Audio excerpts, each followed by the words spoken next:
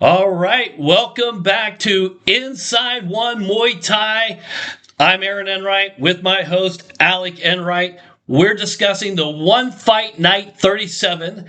That's this Friday, November 7th at 8 p.m. Central Standard Time at Lumpini Stadium, Bangkok, Thailand. You can see it live on Amazon Prime. So before we get started with some of the predictions, Alec, for those who have not seen our show, talk to them a little bit about what they're about ready to watch. Right. Well, if you're a returning viewer, thank you for coming back. And if you're new here, we would love to tell you what we do here at Inside One. First off, our main goal is to promote Muay Thai here in the United States. It's starting to grow a lot more, especially with the presence of one championship. What we do, we watch the fighters that will be competing that night. We strictly study them without talking to each other, and then we come to the show and make our predictions. For those who like to wager, we also have our betting show on Friday mornings, operated by DraftKings and FanDuel. Both lines open Friday morning with the fights taking place Friday night. So then we release our show on what we like to wager on. Yeah, because sometimes what we predict and what we like from a bet can be a whole different thing depending on what those odds are. So we're going to do a little bit of the predictions of that and what we think might happen so we can see how close we got. So when those lines actually open up, we know how we did. So let's start off with the main event. This is great. This is Roman Kriklia versus Samet Agdevi.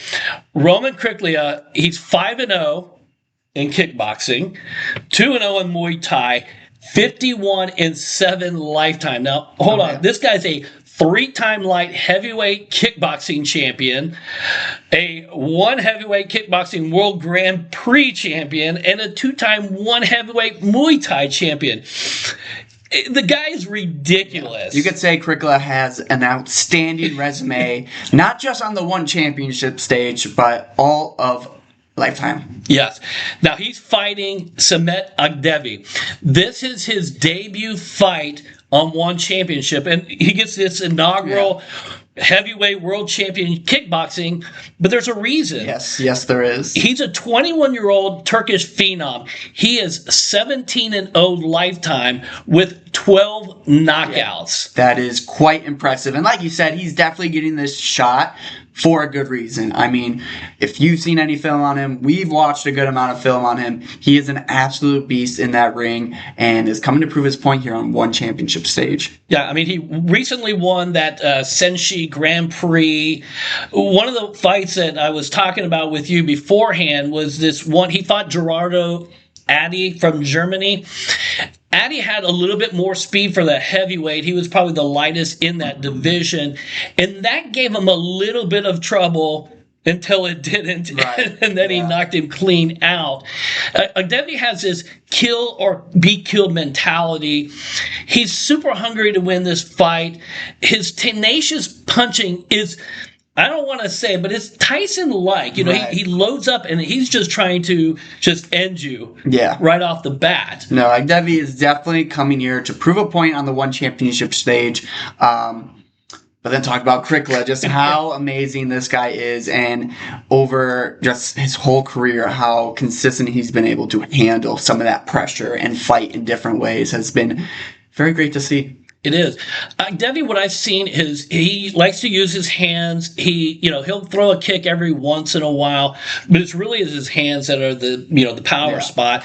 Where Kriklia, he's so multidimensional, right? He's everything. Everything's working. Whatever needs to kind of happen, he's able to adapt to those situations and perform. Now, there was one fight that I saw where Kriklia had a little bit of an issue. He fought Araj Azipor. And Azipor Agdevi had that kind of knockout power, kind of like Agdevi, and he knocked him down in the first round. But then Kriklia got back up and then just demolished him and knocked him out in the second round. So if we're going with predictions, I have to go with Kriklia. I'm going to go by knockout third round. But I'm going to tell you right now, I think the line is going to be minus 450 for Kriklia. Right. And if that's the case, when we talk on Friday, I think Agdevi is where my money might go. That will be right. Looking at this, right? we're kind of seeing almost like a same situation that we saw with Nabil Anane. You know, his debut fight was against Superlek. I mean, now look at him though. Yeah. Look at Nabil Anane. He's building this legacy. He's young, right? Devi's 21 years old. They're both young, both superstars from where they're coming from, and now making their debut on the one championship stage against a super high-level opponent. So my prediction is going to be Kriklia and still champion. I thought it was going to go all the way. I thought we were going to see a good 5-round fight from these guys. Will it happen? I don't know. I couldn't really... Someone could get knocked out just with all their stuff, with all their knockouts having, but I just want to say I hope it goes all 5 rounds because I would love to see that battle. And my prediction of the lines, I was at minus 300 for Kriklia. Okay. But yeah, like I said, if the betting lines do come out, big plus side for Devi, that is going to be a good, not good, but a nice little side thing to make. But I think Devi has a lot of potential, just like we saw with Nabil, right? Look at him now; he's the champ. He just beat all of them, and now is the champ. Yeah. We could soon maybe see that for Devi. I just wish he wasn't fighting Kriklia to start this thing off with. That's exactly what we thought about with Nabil and Superlek. I didn't want him to fight Superlek right away. But we could be looking at a future champ at least. Yeah, and if you know and you've seen the show beforehand, you know I love storylines. This would be a good storyline, but I don't know if that's the story that's going to be told. I don't know. Right. We'll see. But a great way to, it's a great main event. So let's go to the Featherweight Muay Thai because, again, we love the Muay Thai. That is a kickboxing, the heavyweight, the main event. But we love our Muay Thai here. The chef, Luke Lessie versus the King of the North, Nico Carrillo. Oh, yeah. Woo! When I saw that announced, I was like, oh my goodness. So this was one of the first ones they kind of announced for this fight night. And I was like, oh my gosh, this is going to be a great one. I was like, this isn't even the main event. I mean, these are two great fighters, two lengthy fighters there in that division for where they're at in their weight. They're very big and tall. Yeah. So let's talk about their records. Luke Leslie comes in with a 2-2 Muay Thai at one championship with an 8-2 lifetime. Nico Carrillo with a 5-1 Muay Thai there in one championship with a 28-4-1 lifetime. So only one loss from Nico Carrillo. That was against Nabil. Yeah. He's Yeah, and one of the cool things, and we love, and this is one of the cool things that we like to promote the U.S. fighter. Yeah. And we want Luke Leslie to win on this one. He came in, just blazing. That first fight that he had with Joe Nottawa. Yes, that was great. I mean, you put it on the spotlight, and it definitely deserves that spot of that spotlight. If you didn't see that video that he did to watch that fight, after you watch this, go watch that fight. It's an amazing fight. It is the essence of Muay Thai. And then having an American fighter who just came on the scene, and as soon as he had that fight, they're like, when can we book him again? Because he's exciting. He's creative. Just all these things that he likes to do, it makes it real difficult for their opponents to figure out what is he going to throw. Yeah. For sure. Luke Leslie is, I've watched him even in his amateur years. We've competed at similar shows. He did the TBAs. I've watched him at the TBAs. I've watched him fight in Iowa. Then I kind of saw him come up and start this professional career. First starting out at Triumphant and rolled through there. Now here at one championship performing at a very high level. So it's great to see. Yeah, and his last one, he had an impressive KO against Cody Jerome.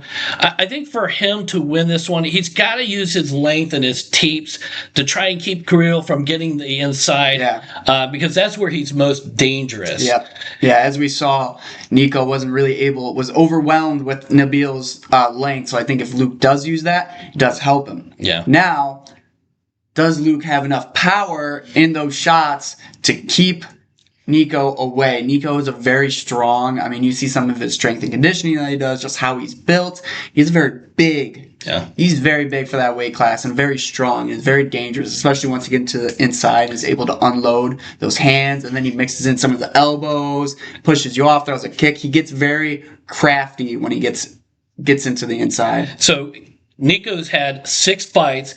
Every single fight, even the one he lost, there was a knockout. Yep. So you got to watch out for him. He's got to watch out for that creativity. Yeah. He can't get caught with something by Luke Leslie. Right. I'm going to go ahead and I'm going to give you my prediction. It's going to be Nico Carrillo, King of the North, KO, third round. And I think he'll probably be a minus 310 on this. I was looking a little less, but I just, I think he's impressive with the knockouts. I think they're going to see it the same way. That's funny because I had Nico Carrillo, third round KO as well. Only reason why I chose that outcome, I think this is probably going to be fight of the night, to be honest with you. And just kind of going back, they both give their all in these fights. I mean, you look back with Luke Leslie against Pamparo Kuyate. It was all up until that third round, which was a crazy ending as well. Way crazy. Luke Leslie versus Joe Nanawa. Again, just all-out brawl between the whole thing. So I did think third round KO for Nico, them just maybe brawling it out and someone gets clipped. But I had the lines set at a little bit under minus 175 for Nico. I thought just because Nico lost his last fight by KO, Luke won his last fight by KO. Maybe, the bookies are looking at it that way, just from that point of view. But I do have Nico Carrillo at minus 175. Okay. Well, there we go. We're still together on that. Yeah, still two main picks. Wow, that's not happened on the show. No, it has not yet. All right, let's move to the Bantamweight Muay Thai.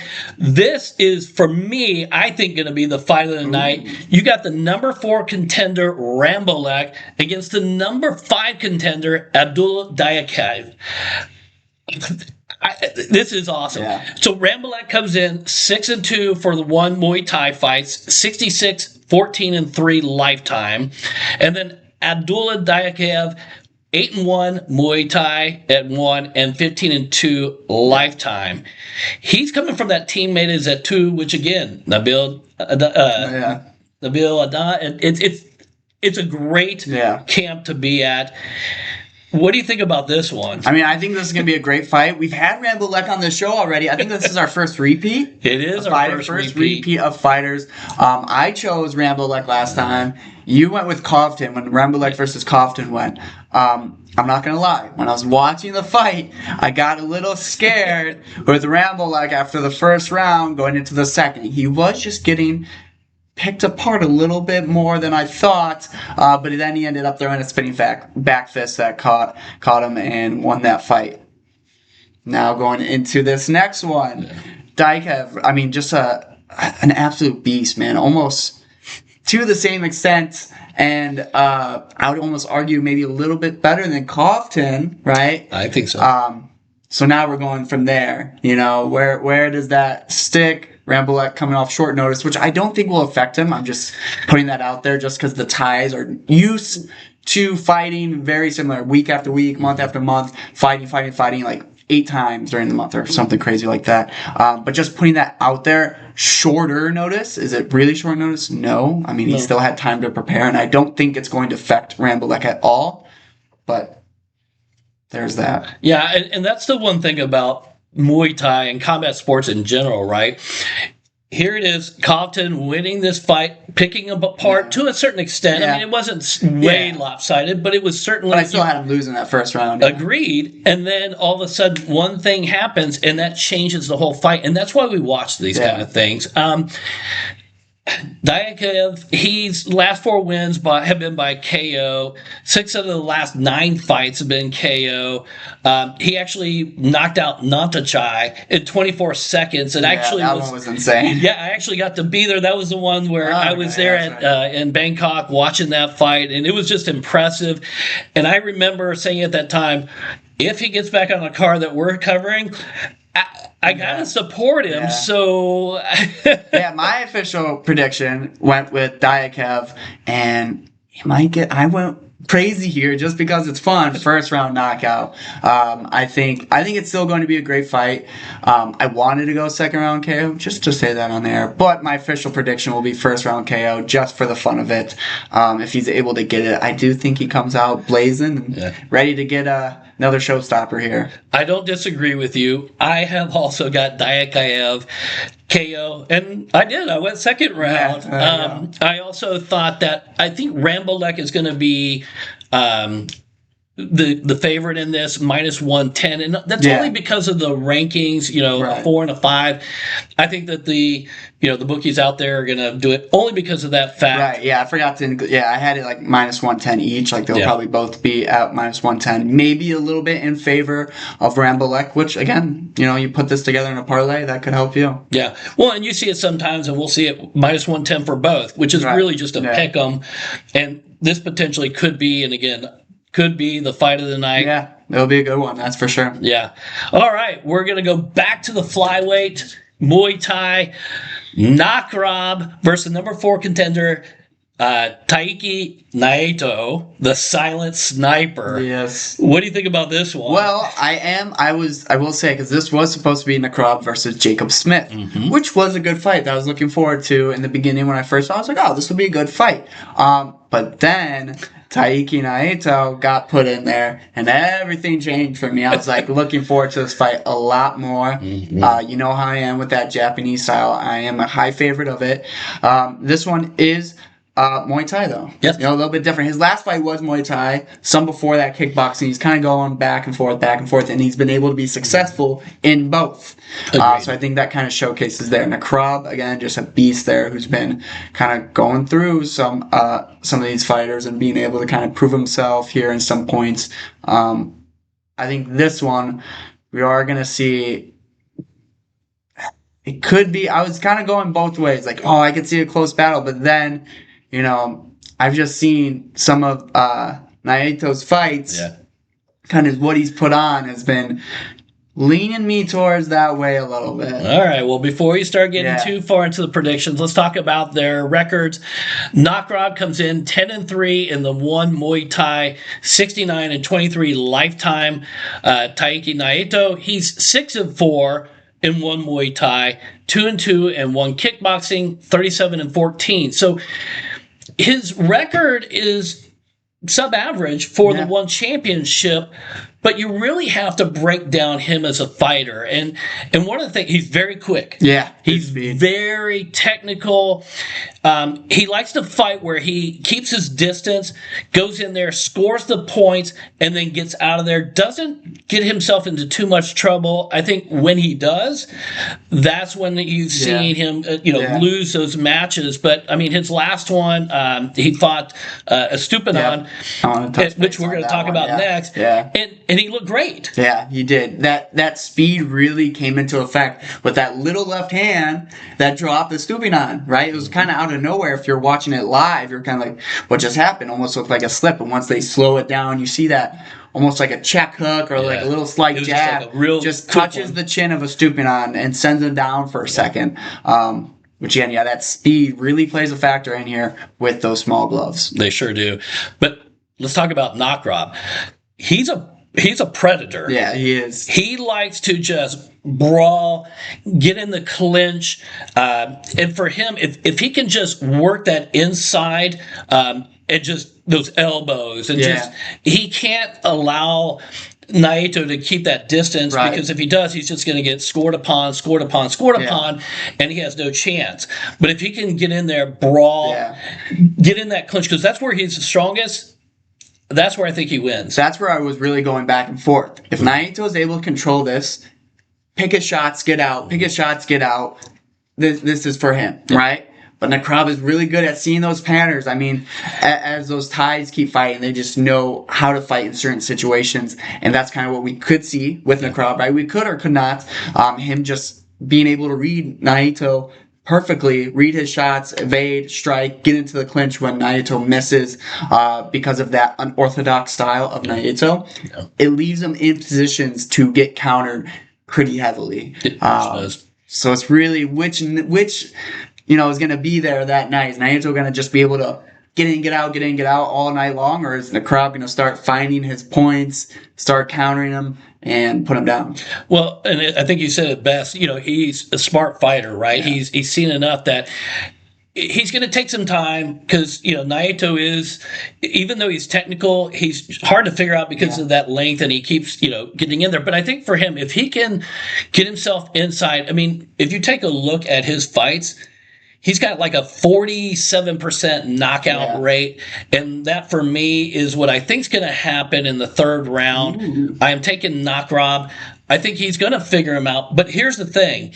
I'm saying that I'm predicting that Knock Rob's going to knock him out. But if this goes to decision, I think that favors Naito. Right. And so he's got to learn from what he's doing in there and hit him with that power that he seriously has. Yeah. And then I'm going to go, I think Naito might be a minus 130. I think he might be the favorite just because of his rankings again. Yeah. Which makes that a really good bet. Yeah, it definitely does. I mean, your prediction basically but backed my prediction because I had Naito by decision. Yeah. I was thinking the same exact thing. I just had to choose which one I think would happen. So it's either Knock Rob that figures it out in the second or third and puts him down, or Naito picks him apart the whole fight and gets it on points. So, and then the two that I was going by, I went with Naito by decision. But again, I totally back that decision of if Knock Rob's able to figure him out, I do think he'll be able to put him down. But I had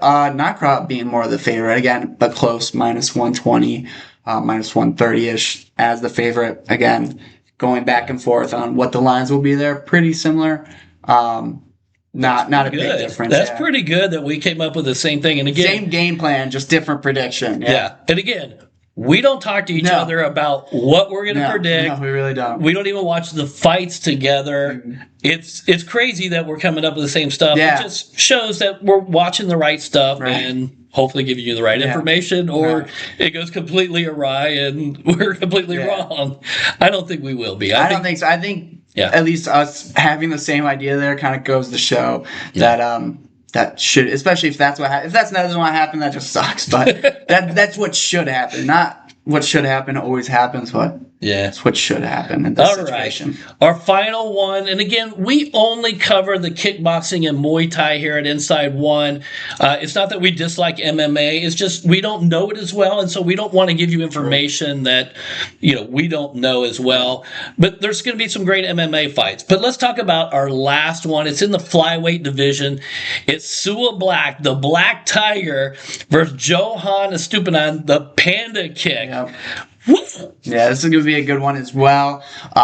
Again, two different styles colliding, very similar to what we just talked about. Yep. Estupinan, it's hard to think about a style for him. I almost just say it's the Estupinan style, right? It is kind of his own style, the very unpredictability of it. Here's what I will describe it as. He's a high-flying carnival of kicks and strikes that you just don't know what you're going to see.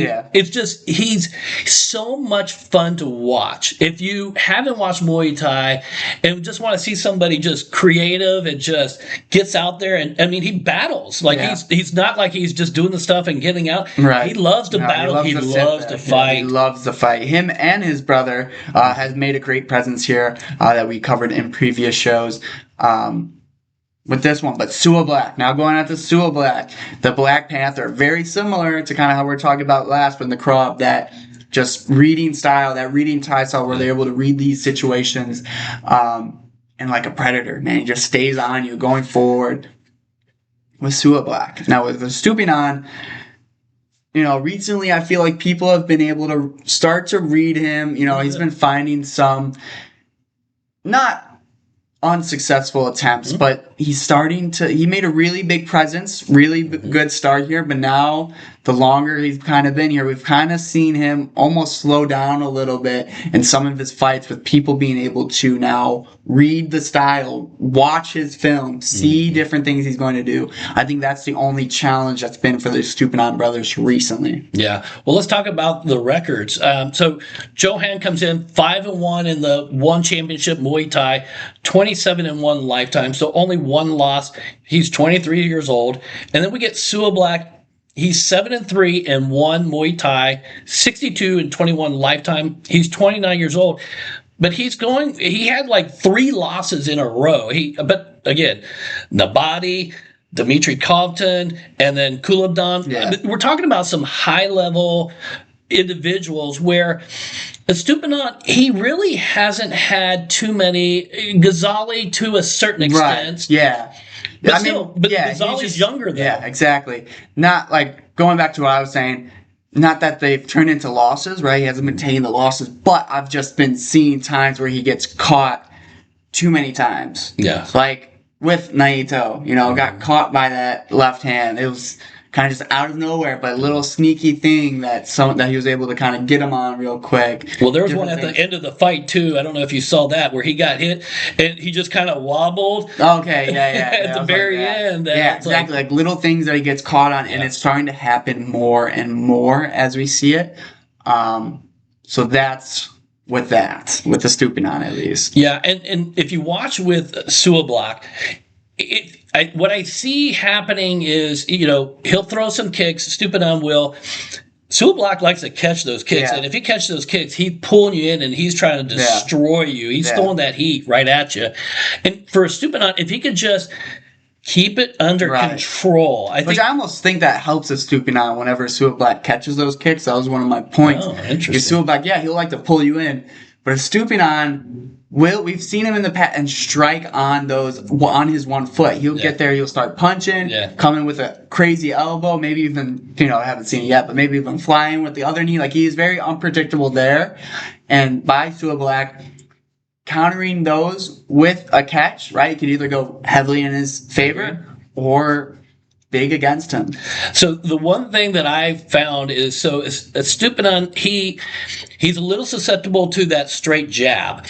And one of the things that Suablock has a great left-handed straight jab. He's been caught multiple times, the Stupinan has, where that's been a difference maker.